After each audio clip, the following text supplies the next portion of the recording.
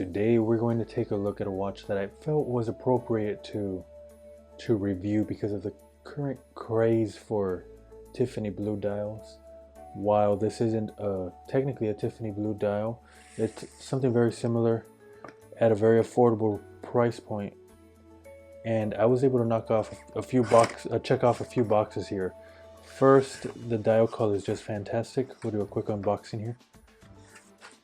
This is imported from Japan, so you get your typical Japanese import stuff.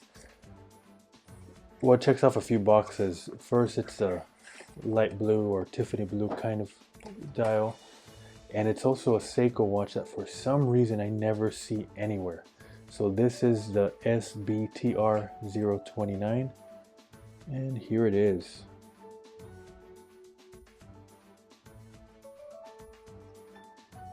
So the box itself is pretty much on par with any other Seiko at this price point.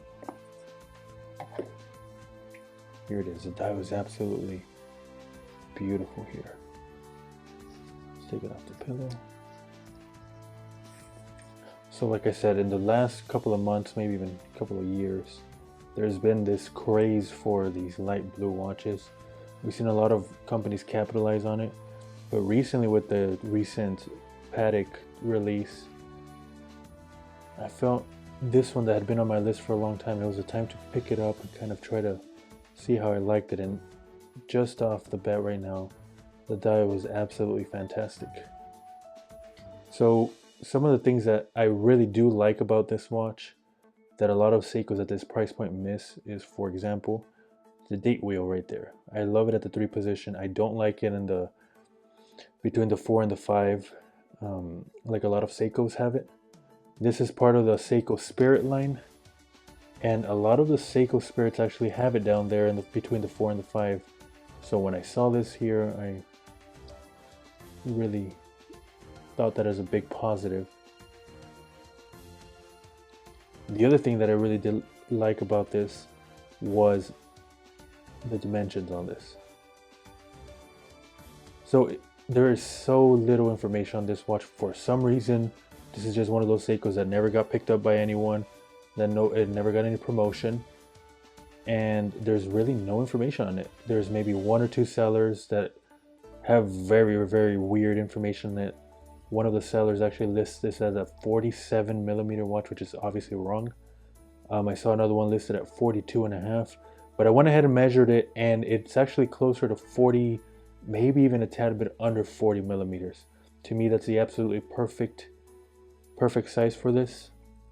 The bracelet does not feel great, but I mean, at this price point.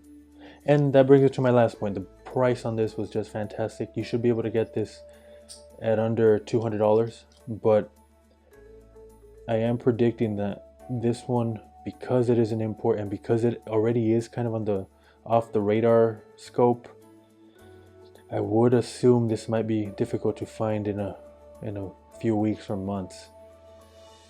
So if you are able to get one now, I certainly would if you're interested. The lug width here is of 20 millimeters. The case diameter, according to my measurements, are 40 millimeters.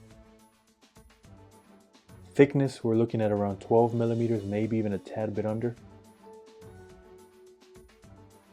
The water resistant is advertised as 100 meters.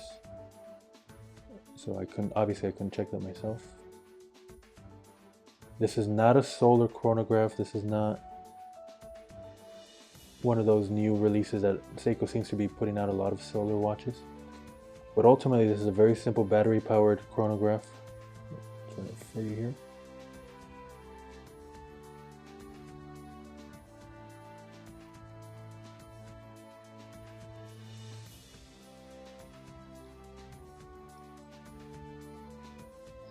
And really, at this price point, I don't think you can ask for much more than this. I absolutely love it.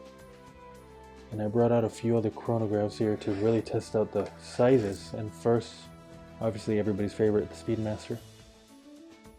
Everybody knows the size of the Speedmaster, so I thought this would be a good one to kind of compare. And as you can see there, they're quite similar. The pushers are different, so the Seiko might be giving the illusion that it's a little bit bigger than it is. but it's quite similar there. I do think the Speedmaster is listed at about 41 millimeters, though it does wear a little bit smaller, I would say.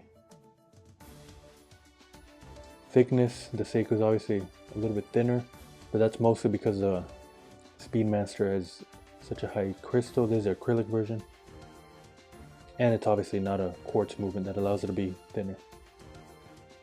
But here's a good size comparison that if you're able to pull off a Speedmaster, this one should be no problem. And I really do thank Seiko for that, because lately they have been putting out a lot of bigger 41, 42 millimeter watches that actually a lot of Japanese brands are doing that. So I do appreciate the 40 millimeter case here.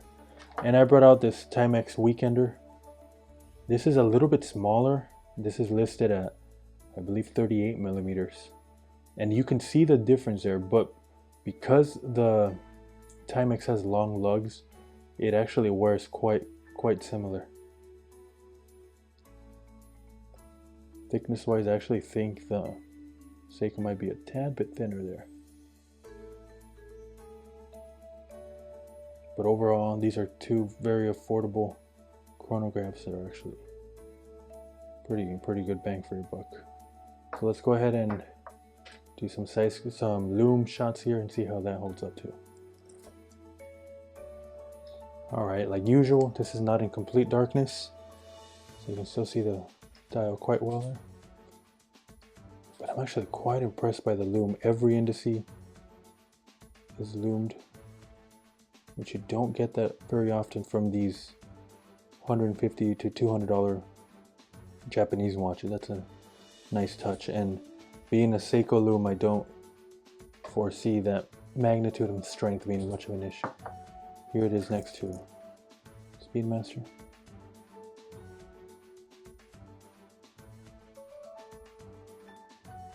Now, while the Lume does look a little bit blue on the camera, seeing it in person, I do think it's on the green side. I think it might be an illusion of the dial there.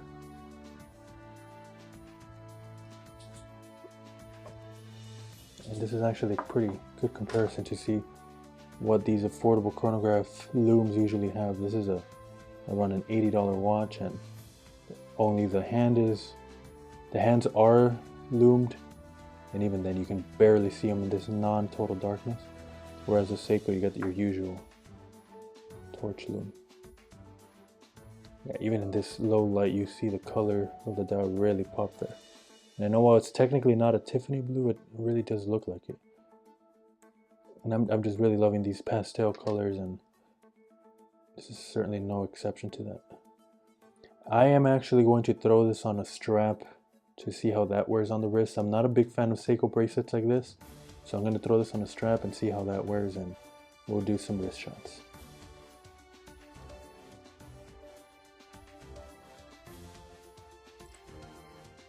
On the wrist, it certainly wears close to 40 millimeters. It's a fantastic size. It's extremely comfortable, and it just really pops in that natural light. Absolutely love the color. It's very comfortable on a strap. While I can't speak to the bracelet, I do think this is going to be a strap watch for sure. Very impressed by this. I'm absolutely loving the color, the size, the dimensions, everything. Very pleased with this one.